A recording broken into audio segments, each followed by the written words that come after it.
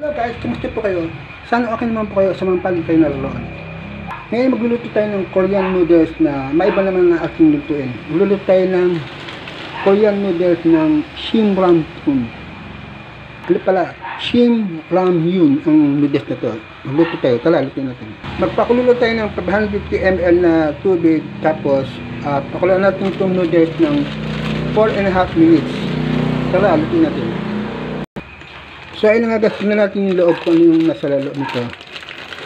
Para pagluto natin ako kasi ayoko masyad na maanghang, kaya ito pala.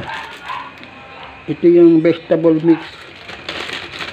Ayan parang nasa Korean na ako Pero ito yung pinaka ano niya. So, pero kalahati ilalagyan natin dahil sobrang anghang, hindi ako sanay sa maanghang. Ito pala yung kanyang vegetable mix. Ito yung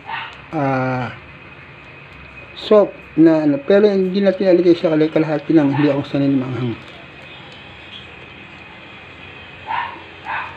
Siya pala, kung hindi kayo sa channel ko, please subscribe my channel, like and share, and hit the bell para at least binginag ako.